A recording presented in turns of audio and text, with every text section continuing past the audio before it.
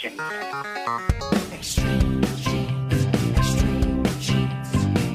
in the Bible don't quite match the marriage certificate.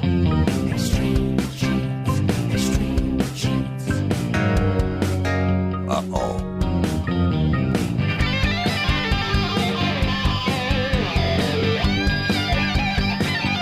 And welcome to America's Family History Show, Extreme Genes and ExtremeGenes.com. It is Fisher here, your radio root sleuth, on the program where we shake your family tree and watch the nuts fall out. And this episode is brought to you by BYU TV's Relative Race, starting its 6th season this Sunday night. And I cannot believe it. And I want to thank you all so much for making this our 300th episode.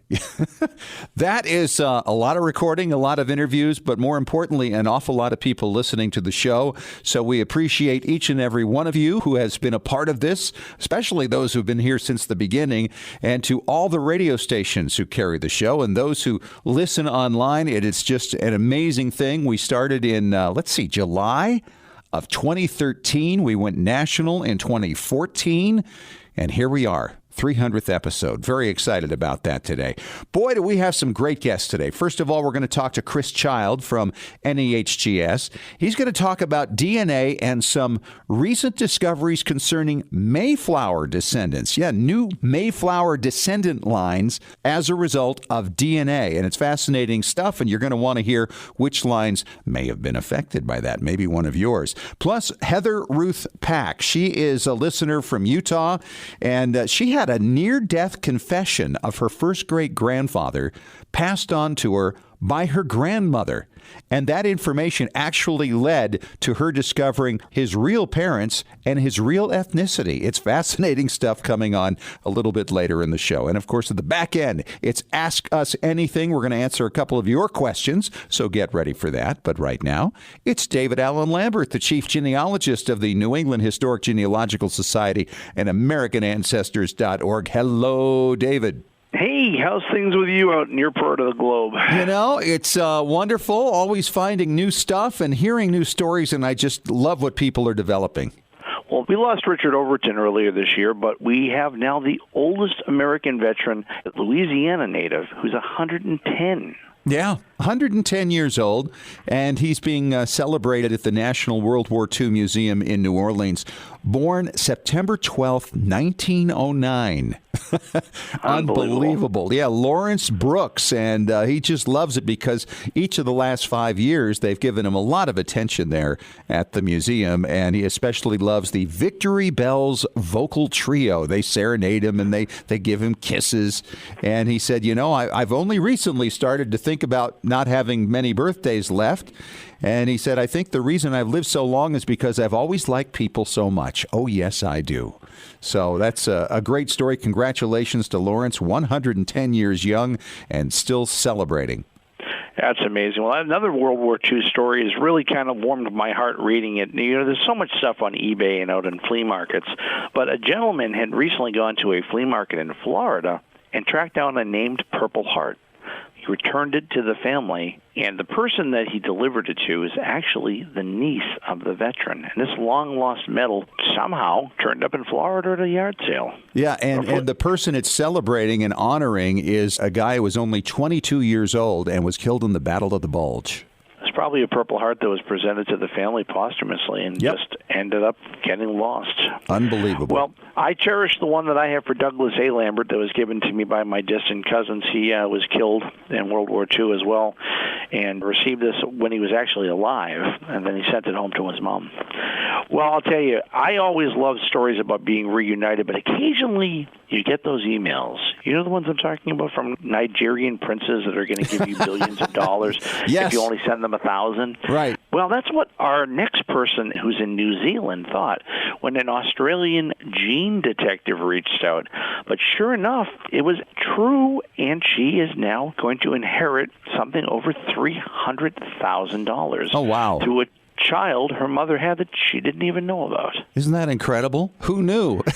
Yeah, this gene detective over there, he looks and finds these fortunes for people, and I would assume he takes a cut, which is only fair, but an amazing find, $300,000-some-odd. So congratulations to all of them. What a great thing. It really is.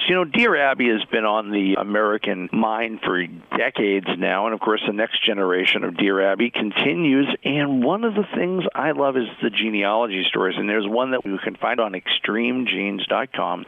The daughter who doesn't share her mom's obsession with family history. And she says her mom has collected too many things. She wants it all left exactly like it. Well, her mom is in something I hashtag and call the FHH Club. That's Family History Hoarders. Right. Yeah, this is the thing that the mom is saying to the daughter, look, when I'm gone, I want the house to remain exactly as it is, and you must take care of all these things that I've found. And it's like, wait a minute. It doesn't work like that. You don't want to burden your descendants with this stuff. You want to enhance their lives. If they're interested in it. If they're not interested in it, find someone else who is. Don't force it on people. Exactly. The next story has to deal with John Dillinger. We've talked earlier about them going to exhume his body. Yeah, well, that date's come and gone, and it still hasn't happened yet. In fact, the History Channel dropped out of the planned documentary. So we're staying tuned to see if somebody can dig up all the concrete and scrap iron that was dumped on top of his grave. And I personally say this is going to be a pretty flat John Dillinger to discover when they get done with it. Could be. My blogger spotlight this week shines on RootsTech. I'm delighted to be the ambassador for both London and just recently found out for Salt Lake City. So I'll see you there at RootsTech London or Salt Lake. But rootstech.org/blog, and you can read Elizabeth Miller's blog, The 10 Reasons to Attend RootsTech 2020. I can tell you I could probably think of a dozen or more as well, and many people do it for other reasons. To me, it's going out to see my RootsTech family out in Salt Lake and now in London. Isn't that something? Isn't that going to be a great deal of fun? So thank you so much, David, and we will talk to you again at the back end of the show as we do another segment of Ask Us Anything. All right, catch you around. All right, and coming up next, I'm going to talk to Chris Child. He has done some work with Mayflower descendancy lines using DNA and made some remarkable new discoveries. You're going to want to hear what he's found and how he's done it. On the way next on Extreme Genes in 3 minutes.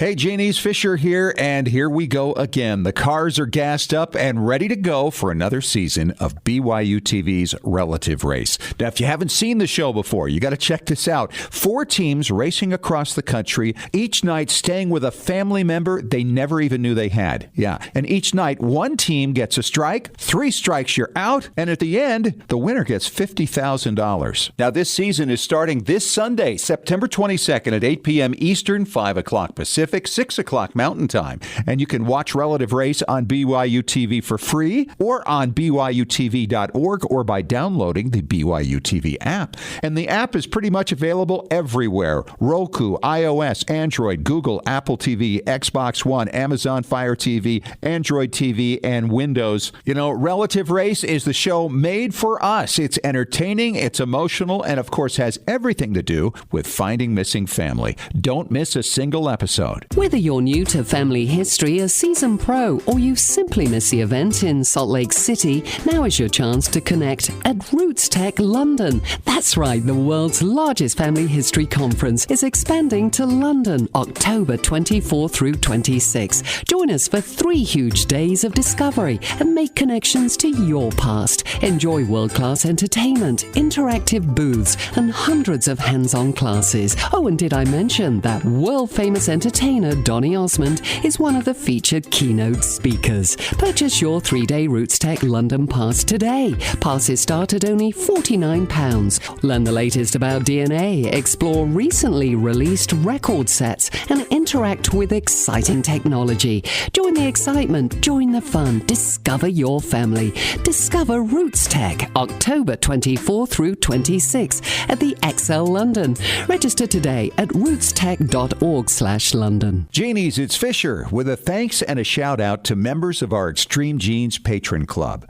We are blessed to have so many friends of the show supporting Extreme Genes. Monthly contributions start at just $1 and go up to the cost of a couple of really tasty large smoothies with added fruit. just $8. Patron Club member benefits include early podcast access, and our special bonus podcasts include photo experts, legal experts, DNA specialists, and so many more.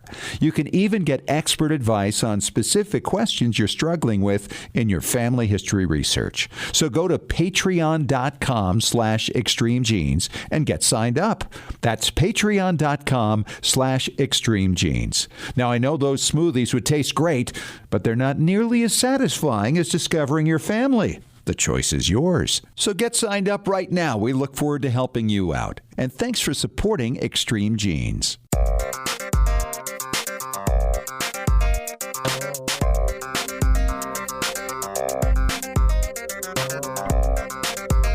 And welcome back to America's Family History Show, Extreme Genes and extremegenes.com. Fisher here, your radio root sleuth.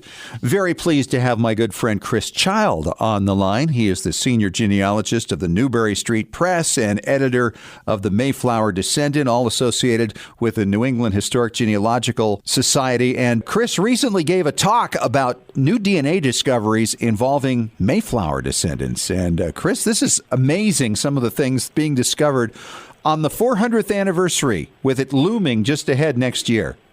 Yes, thank you. It's very interesting. Lots and lots of people who can trace their ancestry. Some estimates are around 30 million back to the Mayflower. And as a result of all these descendants, there's specific parts of our DNA that can be utilized for some really fascinating discoveries. And I would imagine, too, as you say that, I'm thinking about it, DNA can probably disprove some lines as well, right? Indeed, that's the case with Bill Griffith's Stranger in My Genes, where he takes a DNA test and learns immediately that his father was not his father. But we learned that also way back into the colonial period, where folks take a DNA test and they learn the line that they had thought was correct, and it might actually be correct on paper, but it's not correct genetically. Yes. Hopefully we're adding more descendants than we're losing as a result of the test. Now, I'm thinking, just because we're going back 400 years, that autosomal really doesn't come into play with this, right? No, and especially for the Mayflower, since the Mayflower group, once they get to the United States, they're a homogeneous group. They intermarry with one another. Sure. There's a very limited amount of factors where you could utilize autosomal DNA that far back, and it doesn't relay into what we know about the Mayflower and how the families intermarried with one another. So we're not able to use autosomal DNA on any substantial basis in this regard. Sure. Now, for those who are listening and aren't familiar, autosomal DNA is the DNA test normally done by Ancestry.com and 23andMe and all the other companies. But the ones that are a little more expensive and a little more specific are the ones that can really help you break through some of these lines. So we're talking about Y-DNA and mitochondrial, right, Chris? Yes, and really the company that does this on the largest scale right now is FamilyTreeDNA.com. So the Y-DNA is a test that only men can take. So if you're a female, you'd have to get your brother or your dad to take the test. And this tests our father's line very far back. And based on mathematical probabilities and mutation rates, you can essentially determine the likelihood that two men would share a common ancestor through men only back in a certain way. And mitochondrial DNA works somewhat in the same way. It's a part of our DNA that both men and women have, but we only get it from our mother, who got it from her mother, and so on and so forth. So it's very much like the same, where you can take this test and see who you match to or who you don't match to. All right, so let's talk about some of the new discoveries about the Mayflower. The 400th anniversary is next year. Everything's building up to that. And now there are still new finds about these families and descendant lines that are being made. What's the latest one, and what excites you about this? Sure. So through essentially what I call patrilineal descendants of male Mayflower passengers, or matrilineal descendants of female Mayflower passengers or their spouses, we're able to get the Y-DNA or mtDNA sequences of all these different passengers. And you can make some discoveries either in the colonial period or in the turn of the Revolutionary War period. So one of the interesting things that I talked about recently, and I wrote an article in the journal that I edit, the Mayflower Descendant, in regards to Lieutenant John Sprague of Duxbury Massachusetts and Lebanon, Connecticut. Everything on paper would show that he's the child of John Sprague and his wife Ruth Bassett. But the DNA of all of his descendants is different than the Y DNA of his younger two brothers. And the Y DNA of his younger two brothers does show that they're the sons of their father. But the Y DNA for John Sprague is pointing that his father was a Fuller, and the Fuller family is a family that came over on the Mayflower. So this article that I wrote explores all of that and looks at the possible men who could be the father in 1655 of this boy and makes several very interesting conclusions. Wow. So were you able to narrow it down as to which one specifically was the dad? So there were 6 Fuller men alive in 1655 who could father a child, and 5 of them were living elsewhere. They had moved out of Plymouth and were living in Barnstable. So that reasonably leaves Samuel Fuller Jr., the son of one of the 2 Fuller brothers that came on the Mayflower, his father being also named Samuel Fuller. And so among the descendants, anybody of note?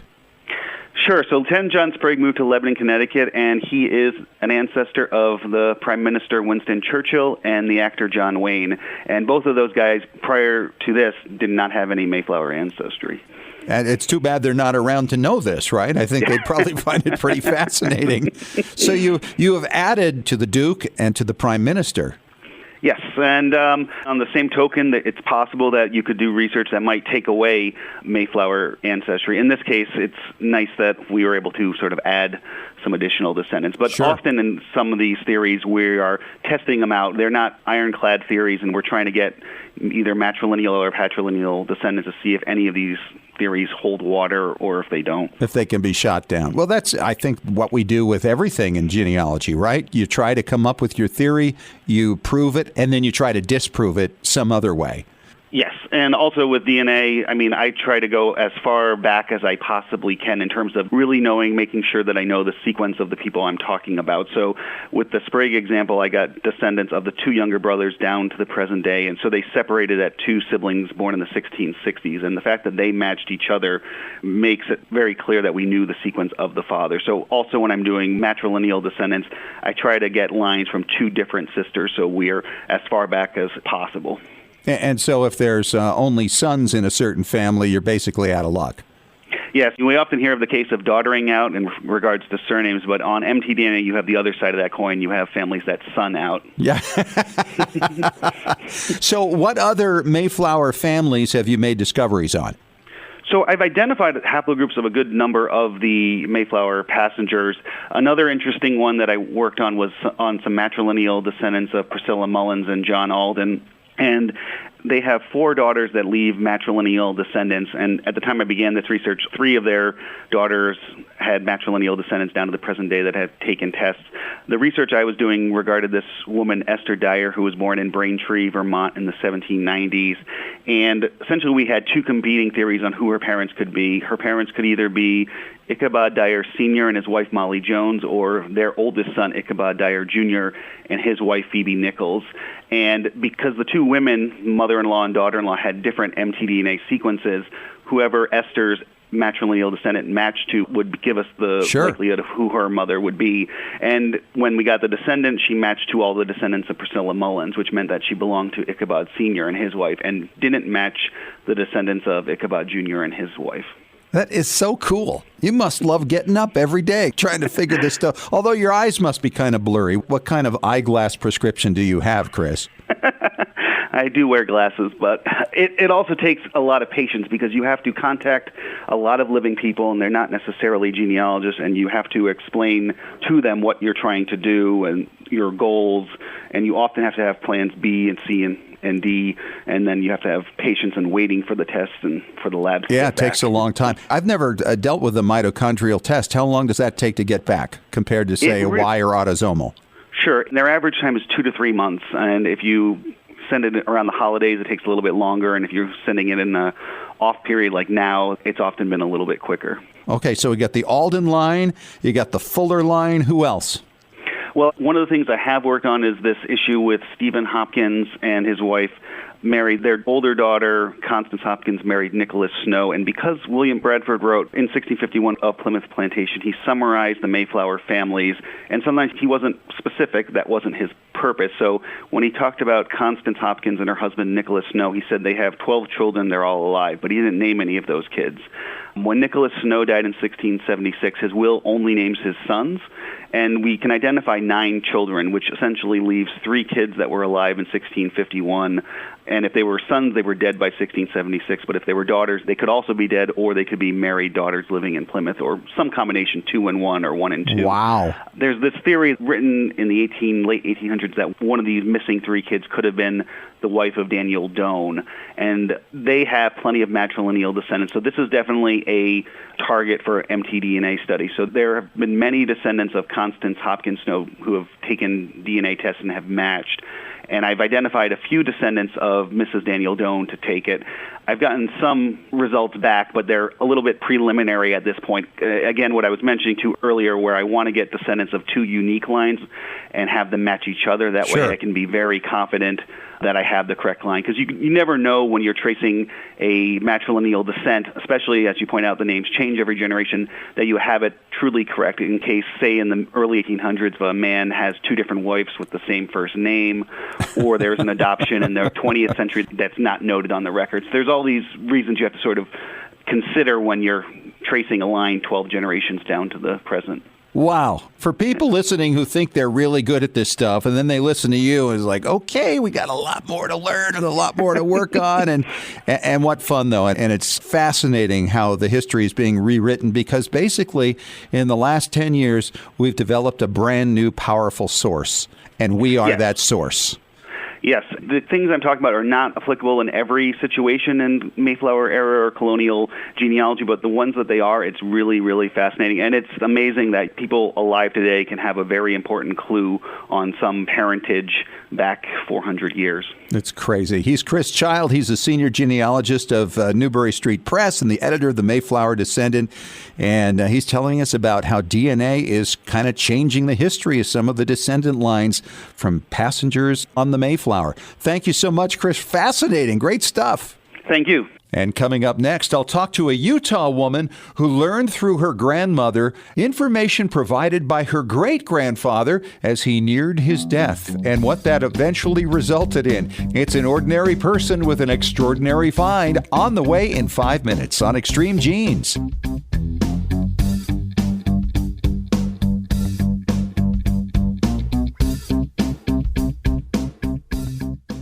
Looking for an easy way to show off your family history and share it with your family? Family Chartmasters offers beautiful custom pedigree art pieces and inexpensive family reunion draft charts in any design or size that fits your needs. With a free consultation at FamilyChartmasters.com, you can get started creating a new family masterpiece. Family Chartmasters has over 11 years of experience in creating and printing family charts. They can print any style genealogy chart from any genealogy file and can create exactly what you're looking for. You'll work with a specialized and talented consultant whose goal is to make you happy. Decorative charts make fantastic gifts for all occasions. And with Family Chartmasters' option of ordering duplicate charts at half price along with your original purchase at full price, you can afford to give a family heirloom to each member of your family.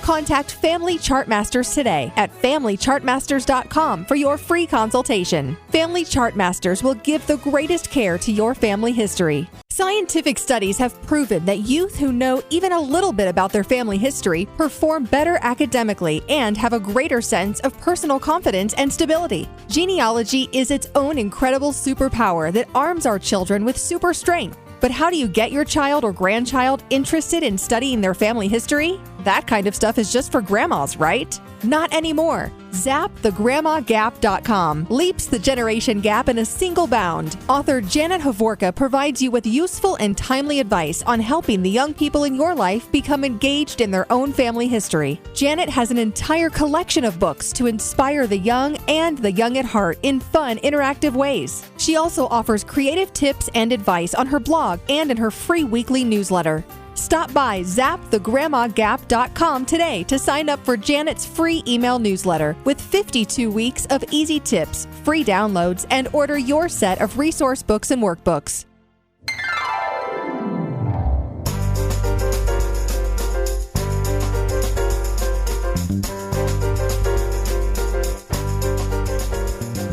Welcome back, Genies. It is our 300th episode of Extreme Genes, America's Family History Show, and extremegenes.com. It is so great to have you here, and I'm always excited to meet ordinary people with extraordinary finds, and Heather Ruth Pack reached out to me recently to share her story, and I thought you'd want to hear this too, because this is pretty unique. Heather, welcome to Extreme Genes. Thank you. Now, tell me about this. You had this story hanging out there like most of your life, correct? Yeah, it's been such a huge part of my life, and it's becoming how most people know me and will talk to me. Oh, you're the girl that found out she was French. Yep, that's me. And found out she was French.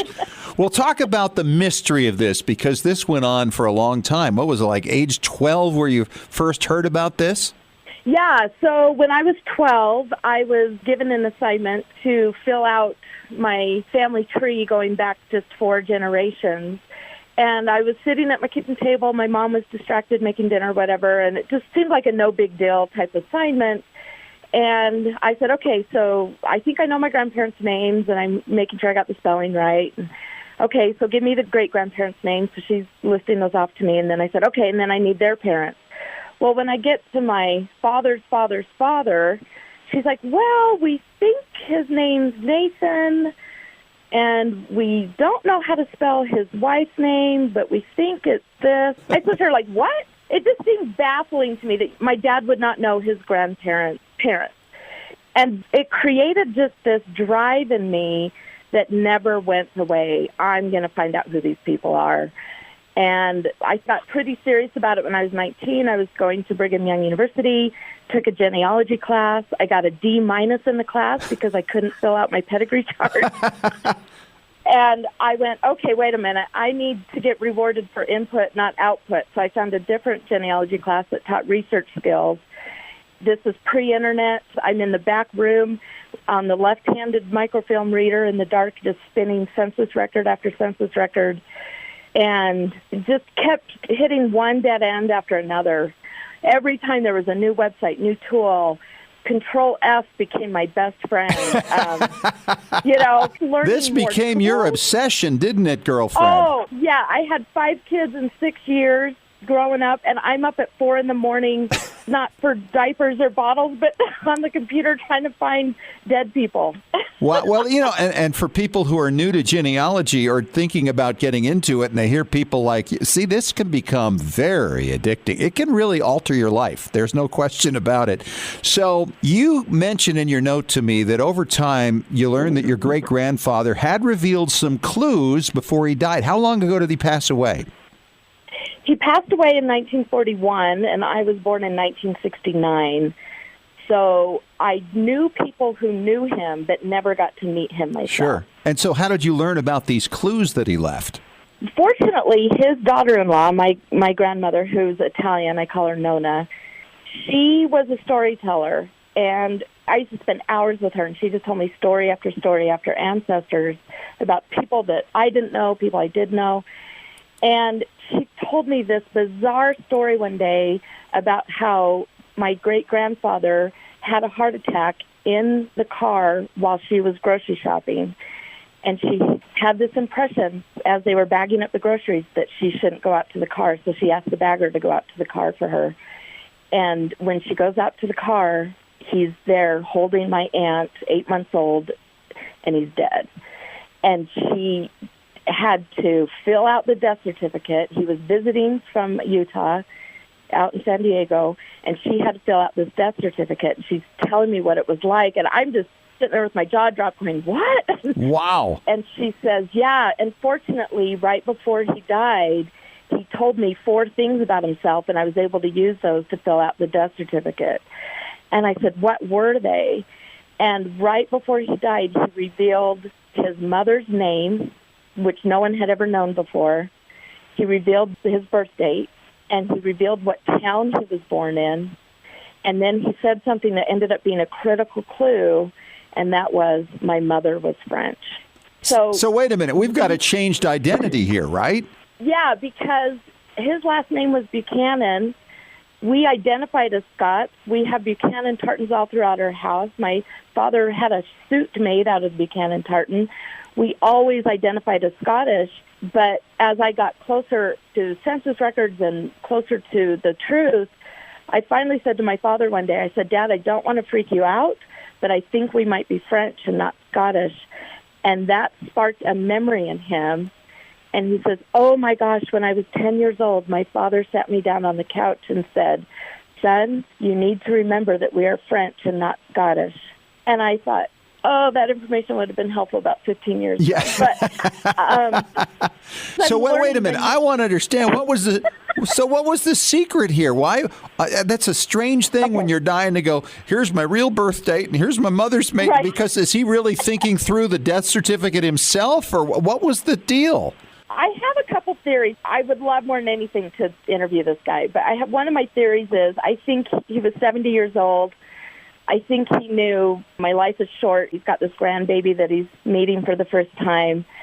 I think there was something in him that just said, I don't want this story to die with me. Okay. And so that's all I can figure. But he had a very interesting story that had the truth been revealed, he would have gone to prison. Oh. So it makes sense to me that he didn't share it with everyone. So he's avoiding all that. So now what happened? How did you then connect him with his birth mother? He gave you a name.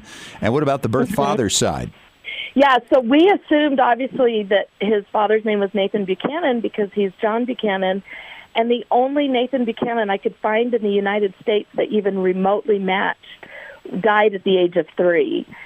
And that's not a match. So it's not a match. So I finally, this is what I've learned in all my research. You don't want to assume they're lying, but you also don't want to make assumptions based on what they do tell you. Mm-hmm. In other words, he said, my dad's name is Nathaniel, but he never explicitly said Nathaniel Buchanan. So we were making assumptions that obviously weren't true. Right. So finally, one day, I finally decided to just sit down on FamilySearch.org where they have the records. And I said, I'm going to stop making assumptions, and I'm only going to type in what he himself told my grandmother. That's right. And I looked up Susan, who was born in France, living in Illinois in 1870, because he was born in 1869. Okay. And up popped a Nathan and a Susan with a completely different last name, with a little boy named John, born in October of 1869. And I burst into tears because I knew I had found my family, but I had no way to prove that it was my family. And that's when I started doing what's known as reverse genealogy. Mm-hmm. Pulling everything forward, all the other descendants, and see if you can find matches or stories in there. And what did you discover?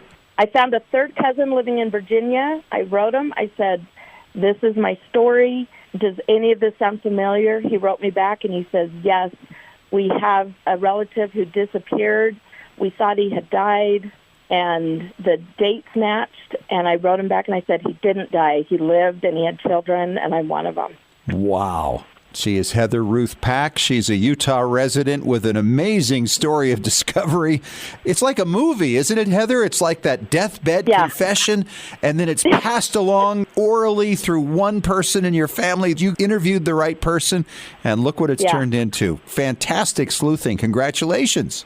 Thank you. And coming up next, we'll work to help you with your sleuthing with another edition of Ask Us Anything. We'll be taking your questions on the way next in 3 minutes on Extreme Genes, America's Family History Show, on our 300th episode.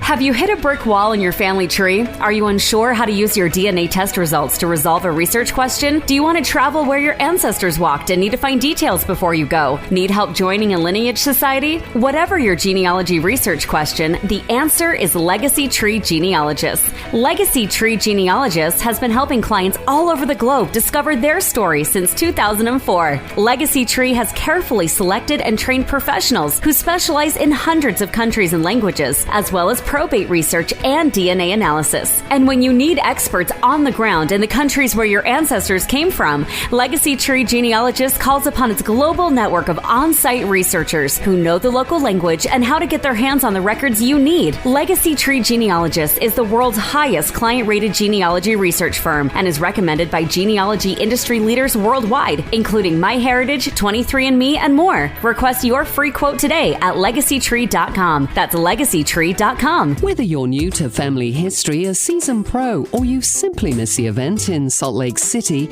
now is your chance to connect at RootsTech London. That's right, the world's largest family history conference is expanding to London, October 24 through 26. Join us for 3 huge days of discovery and make connections to your past. Enjoy world-class entertainment, interactive booths, and hundreds of hands-on classes. Oh, and did I mention that world-famous entertainer Donny Osmond is one of the featured keynote speakers? Purchase your 3-day RootsTech London pass today. Passes start at only £49. Learn the latest about DNA, explore recently released record sets, and interact with exciting technology. Join the excitement, join the fun, discover your family.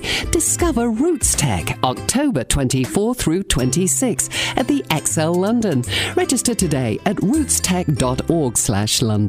Hey, Genies, Fisher here, and here we go again. The cars are gassed up and ready to go for another season of BYU TV's Relative Race. Now, if you haven't seen the show before, you got to check this out. 4 teams racing across the country, each night staying with a family member they never even knew they had. Yeah, and each night, one team gets a strike, 3 strikes, you're out, and at the end, the winner gets $50,000. Now, this season is starting this Sunday, September 22nd at 8 p.m. Eastern, 5 o'clock Pacific, 6 o'clock Mountain Time. And you can watch Relative Race on BYU TV for free or on BYUtv.org or by downloading the BYU TV app. And the app is pretty much available everywhere. Roku, iOS, Android, Google, Apple TV, Xbox One, Amazon Fire TV, Android TV, and Windows. You know, Relative Race is the show made for us. It's entertaining, it's emotional, and of course has everything to do with finding missing family. Don't miss a single episode.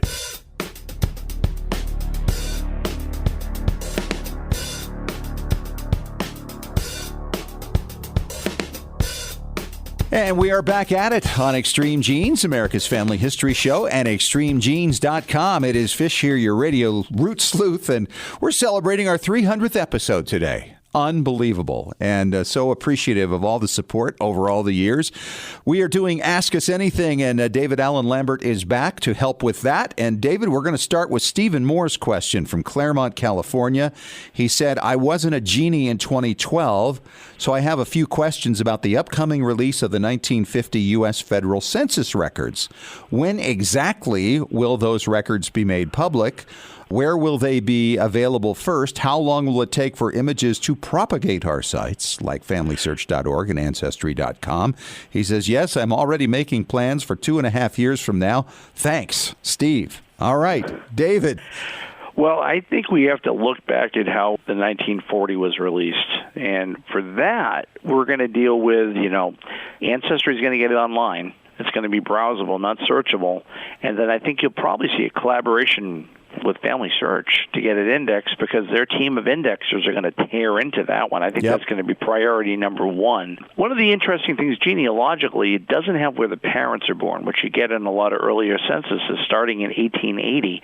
But it does give some interesting employment statistics, which might give you a window into if your ancestor was working and how much they worked. Yeah, this is really interesting because there were only 20 basic questions. There are a bunch of supplemental ones that were done for like 5% of the population.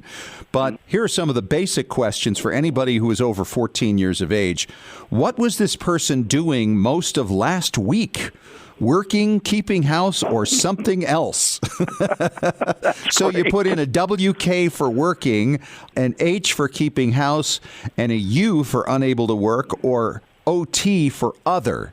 And then they go on from there and say, well, if this person was keeping house or something else, did the person do any work all last week, not counting work around the house? I mean, they're trying to find out if people are employed, not employed. Are they looking for work? Or What's lazy going on? housekeepers. Yes. So there's a whole series of these questions having to do with that, 5 of them. So even number 20, what kind of work does this person do? What kind of business or industry? Are they self-employed? Do they work for the government? Are they in private employment? Do they have their own business? So there's just a lot of stuff that will come from that. But I really don't think this holds much of a candle to the 1940 census and all the stuff that was in there, including, like where did people live just 5 years earlier? That was a really wonderful census to have. And, of course, the 30 census told whether or not you owned a radio. Yeah. So I was really hoping the 50 would tell us whether or not you owned a TV. Wouldn't you think? And, I know after this, when we get to the 1960 census, which would be in 2032, that's going to be really interesting because that one was done fully computerized. So it's in a computer language that doesn't much exist anymore, and they're going to have to figure out how to decode that. I'm sure they'll be able to do it, but it's going to take a lot of work.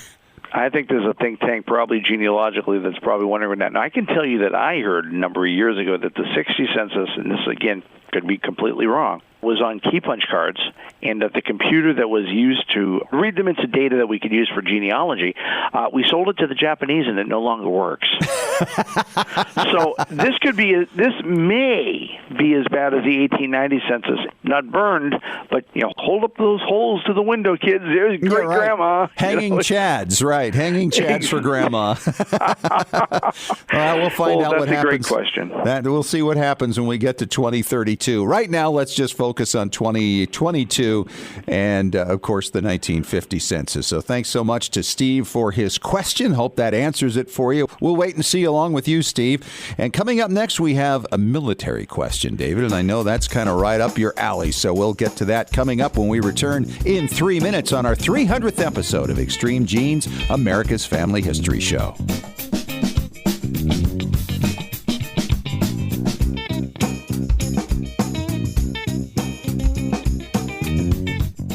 Looking for an easy way to show off your family history and share it with your family? Family Chartmasters offers beautiful custom pedigree art pieces and inexpensive family reunion draft charts in any design or size that fits your needs. With a free consultation at FamilyChartmasters.com, you can get started creating a new family masterpiece. Family Chartmasters has over 11 years of experience in creating and printing family charts. They can print any style genealogy chart from any genealogy file and can create exactly what you're looking for. You'll work with a specialized and talented consultant whose goal is to make you happy. Decorative charts make fantastic gifts for all occasions. And with Family Chartmasters' option of ordering duplicate charts at half price along with your original purchase at full price, you can afford to give a family heirloom to each member of your family.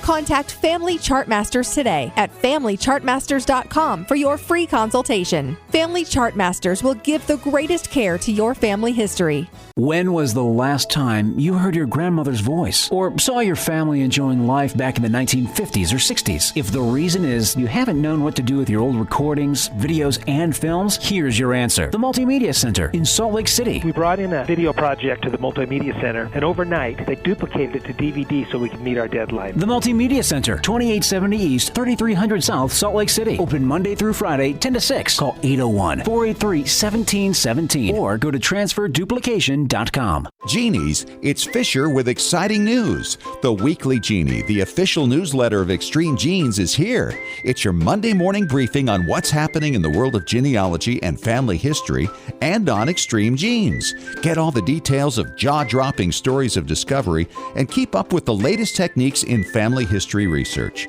Get to know more about your favorite Extreme Genes personalities. And it's free. Sign up for the Weekly Genie now at extremegenes.com or the Extreme Genes Facebook page. And when you do, you'll receive David Allen Lambert's top 10 tips for beginning genealogists from the chief genealogist of the New England Historic Genealogical Society. Sign up today for the Weekly Genie.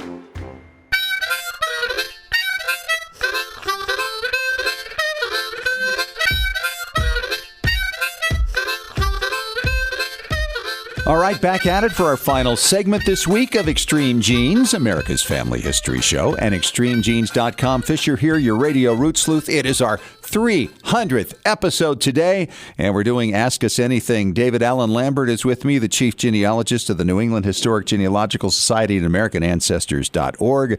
David, what is our next listener question? Well, this comes from Bonnie Wade Messia, who sent us a question about her Massachusetts ancestor who was in the French and Indian War up in the battles up in Louisburg and Cape Breton, and he ended up going to Granville, Nova Scotia, where he actually got a land grant.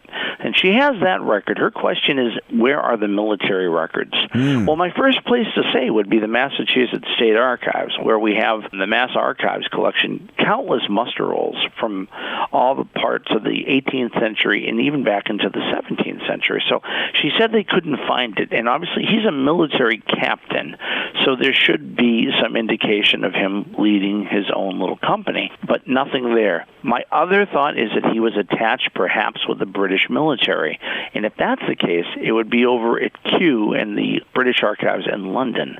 The British Archives would have regular British Army records. He could have enlisted with the regular British Army in Boston, perhaps, and been part of the expedition that went up there. But usually the colonial militia records are in the state now where they originated. So, and Massachusetts hasn't had a lot of fires and stuff. It's possible that his muster roll did not survive, was never returned for whatever reason. The other thing that might be possible is that when he went up there after the war, he could have gone up as what we call a planter. Versus in the Revolution, if you went to Canada, you're a loyalist. If you went over in the 1750s and 60s, after the expulsion of the Acadians, you were given basically free land.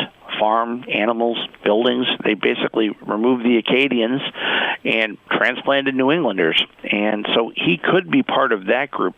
Granville, Nova Scotia, where her ancestors settled, does have township books, and that might give a further clue. But the military records, if they're not at the Massachusetts State Archives, which she checked, I would then turn my focus on London, England, to the British Archives out there at Kew.